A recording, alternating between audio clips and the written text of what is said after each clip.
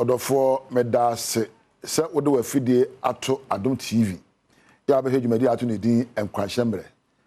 Me a mete dwam a me dwumadi ho chia me edin ya mejeso ene Nita Kotego. Utwa ne tiawa ene Dr. Nita Kotego so amepe. Na day I want to just welcome you to the month of love. Most of us see February as the month of love. And love actually is a cement of relationships, whether at work, whether at home, among friends and family.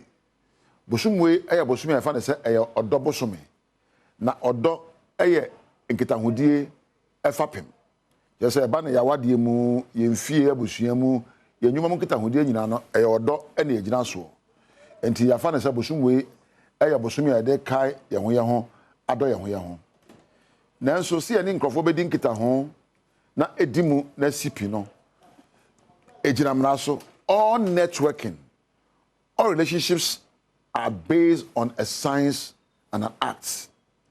Nkita hodie a science and a act e ade e se yesua yo ya na ebe wiase a ye hu one edi nkita ho ye mfie mu ye na na eja ye nuanum nkita hodie ni asua se ye hu nkita hodie.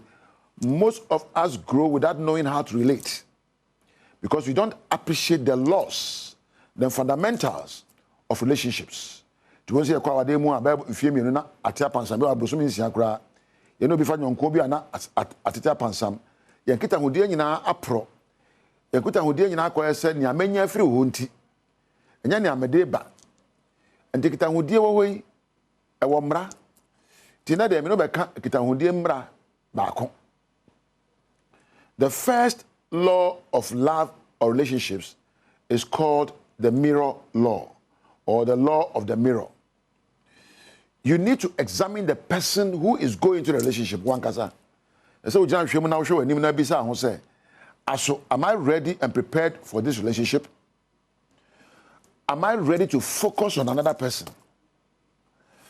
Am I ready to build a mutual trust? Am I ready and willing to invest in others?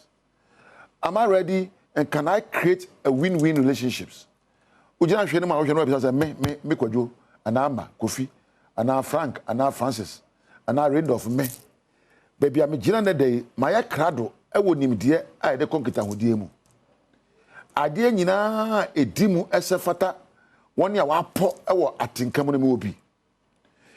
My krado se me de mani betu obi amanipa no anyini. Se da me nyini. Metimi agira ho de nokore anapawia na nwumre adechi amanipa kra me de nkita ho no. Aso metimi adua bibi onipa ne mu na nani age me ho. Am I able to create a win-win? Say empa ne se ntokwa ba me nko janza me na minim na mo metimi adi nkita ho ya edi empuntuo beba. If your ultimate goal is to relate with people, then you must start looking into the mirror and answer the questions about self-improvement.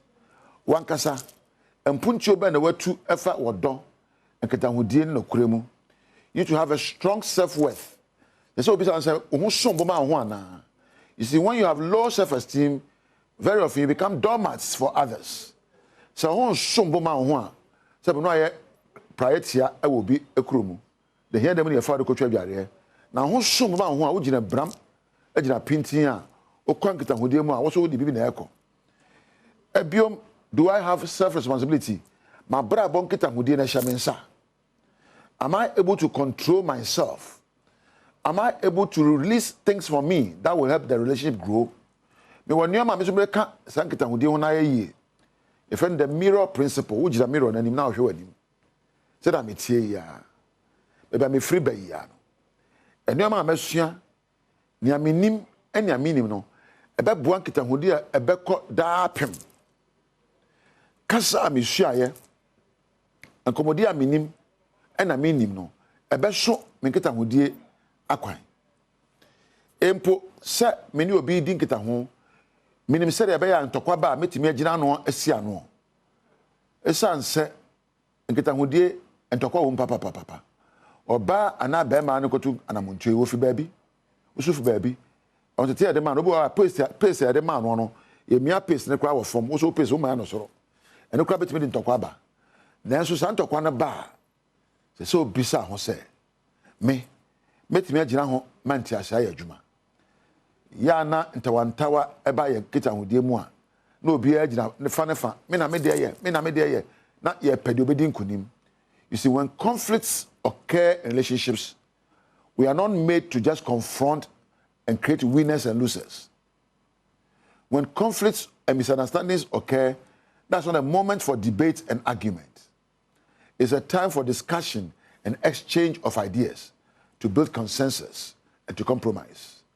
Se empo entiase anya adwuma omumu na ntokwa ba nya samre ene yeko achinyedie me na me de ye me na wo de nye wo de na afa ye twa ho an wo de wagimi ne do wo de me no se me ware wo dabi samre no eyese yesensem na wo de atodwa na me de atodwa de afi mu abisem se wan na ne de ekoyie ne emi no nyina aka bom.